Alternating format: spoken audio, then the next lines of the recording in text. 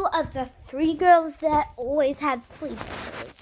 So as I told you, they started to become sisters. And they had no mother or father. So, yes, I already told you. They found a lady that looked really rich. So then, here's the new parts. They asked the lady if she could be their mom. Thankfully, the lady said yes. The lady gave them all three each $100 a day. But then things started to change. One day when they all woke up, they all slept in the same bedroom. One day when they all woke up at the same time, they were shocked. Their mom was not there. As I told you, this is not a real story. It's just made up by me. But their mom, they were shocked. Absolutely shocked. Their mom was on the floor with blood all over her room. Things started to get really, really scary again. But then the girls thought, oh yeah, it's just in our imagination. But then, here's another scary part. The same goblin came with 13 other goblins. All the three girls were very, very shocked. They were like so disappointed at them. But then the goblin wanted to hang out with the girls. But then here's an absolutely scary part. The goblins took the girls to a killing place.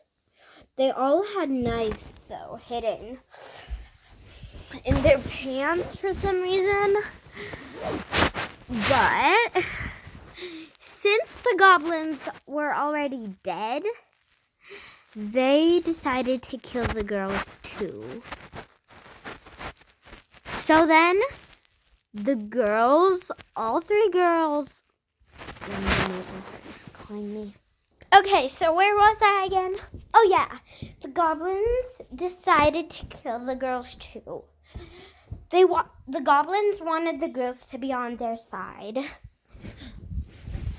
But the girls always took karate classes together. They were always shocked to see people kick them and punch them and slap them.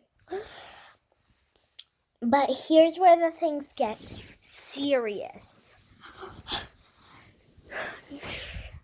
They fell. They heard goblins giggling all at the same time.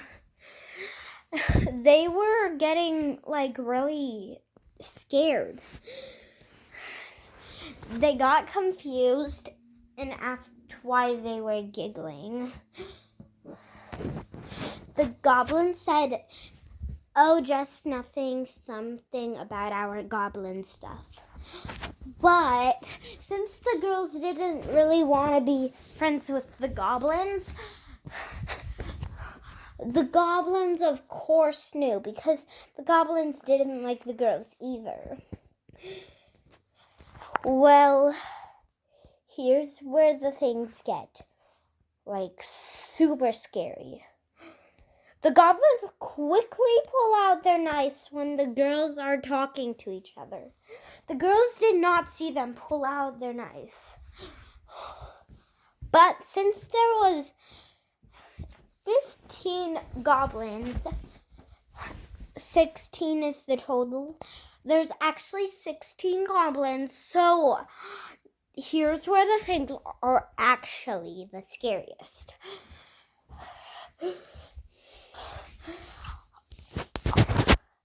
Two goblins each cut all the goblins had two knives. So then they started cutting the girls' backs. The girls felt the cutting. The girls turned around and then the knives got stuck in their backs. And then the goblins all said at the same time, "Give us back our knives." And then, of course, the girls were surprised. And they said, "Knives? OMG!" And then they all fainted. But then, when they fell down, the knives got way more through them. And then there was a big hole in their bodies, a bunch of blood. And then the goblins were very happy, except the girls. They didn't really have feelings right now because they're in a faint. But the girls were sort of in a diet, so they didn't need like water or food. So here's what they did. The goblins took the girls to their monster place, and then all the goblins shouted out, "Hooray for the goblins!" And all the monsters shouted, "Hooray for the goblins!" Because the goblins were announcing that they killed more people. Well, actually, it seems like they didn't. The girls awakened, and then what the girls did was incredibly cool. They literally got out safe. And the cool thing about it was that the girls were just stepping on the monster's head one by one. But then the goblins took out their knives once again and, of course, tried to chop them. It chopped them a bit more, but they didn't feel it because there's already a hole in their bodies. And then the goblins realize they see the girls' lungs. So then the goblins quickly try to slowly try to pull out their lungs. But then the girls slapped the goblins and then ran way faster than goblins did. And then the goblins felt really tired, except the girls, because I already told you. Well, yeah. Anyways, they ran as fast as they could back to their real home. It was surprising because Clarisha's dad was back at the house. It was like their life was starting over again.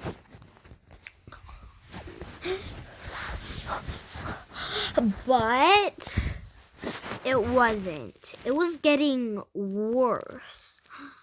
They didn't realize the next week, Clarisha and Pearl and also Lisa all came out of their room. And I already told you they have the same room. Anyways, they actually found Claricia's dad's, so their dad's eyes were red, glowing red. And then the girls were shocked.